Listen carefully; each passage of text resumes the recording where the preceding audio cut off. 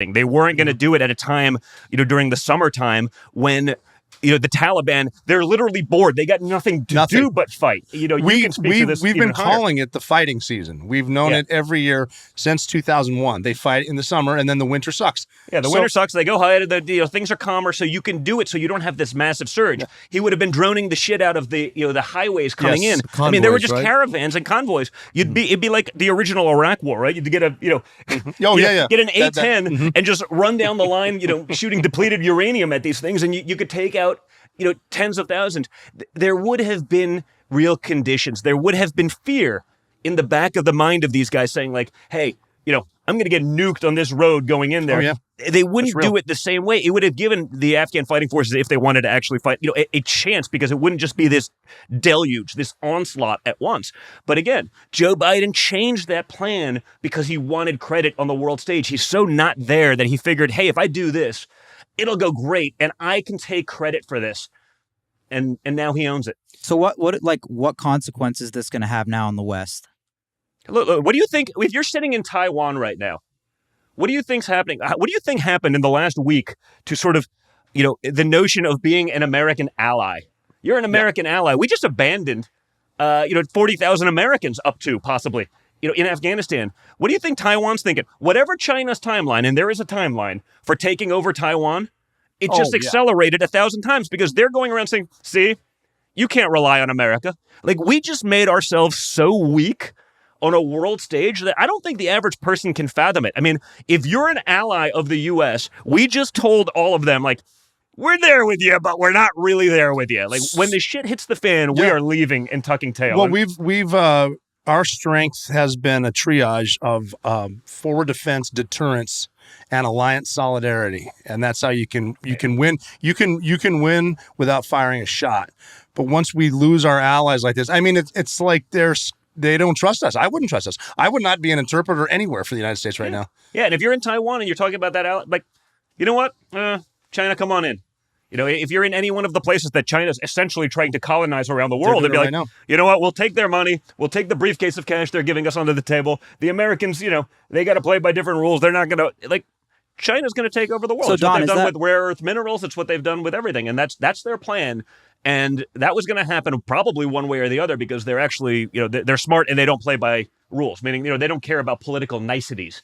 They're not trying to please anyone. They could care less. They have one mission and one mission alone, and they're able to think beyond 2 weeks from now when we have our next elections to say, this is where we want to be in 100 years, and this is how we get there, and everything else doesn't matter. We don't think that way. We're so short-sighted. We make stupid decisions so we can have a win for next week so that we can get reelected, continue to keep power, get that board seat in the future. Yeah. America's future be damned. I mean, we've leveraged the shit out of our country. Our children's futures are screwed because we just, hey, what's another couple $1 trillion? Joe Biden, a couple $1 trillion to teach critical race theory, and woke bullshit to our children. Who cares? It's infrastructure because everything's infrastructure. Your sneakers are now infrastructure, Bob. Like, that's where we've gotten. And they don't care because it's not their money.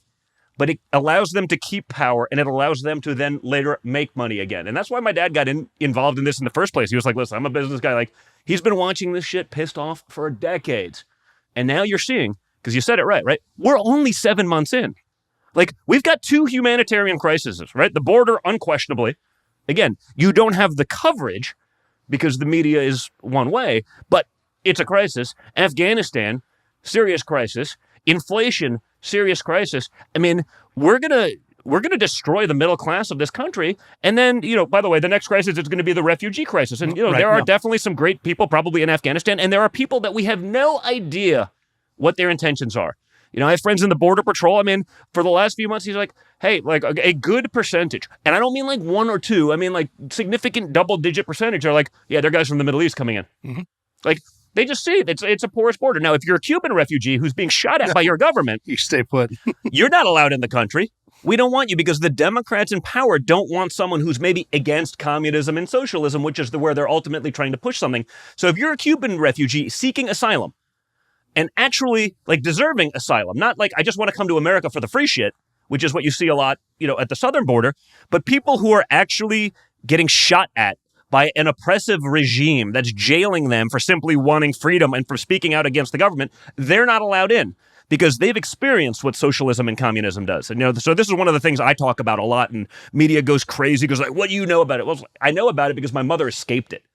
My mother was from communist Czechoslovakia. She escaped because she was a good athlete. She was an Olympic skier. And so she got to Canada and then came into the U.S. legally and wasn't ever going back. And I remember as a kid, I saw my parents, their wedding picture. I was like, well, why is my grandfather there but not my grandmother? Mm-hmm. And they basically explained it was they wouldn't let them both out of the country because they knew if they both got out of the country, no one was ever coming back. So I'm like, sounds like a wonderful system. Let's bring it here. Yeah. And my grandparents sort of made sure that I experienced that. It's sort of probably indirectly, meaning I didn't know it at the time, but it was probably how I sort of became a conservative, because as a kid, when they got to come to America and saw what we had here and the freedoms that we have and all the shit that these Bernie Sanders supporters and these 12-year-old kids regurgitating what their high school professors are indoctrinating them with, they saw that and they're like, oh man, you got to see the other side. So at 5 years old, I spent my summers in communist Czechoslovakia.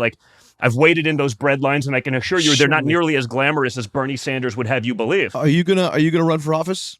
I don't have intentions of it right now, but I'm in the game 100%. I think I can actually do more helping. Rob's been on the road with me as we've done that in Montana and elsewhere. I want to help 30 other guys, because that's the problem. One guy in D.C., there's so many, even on our side.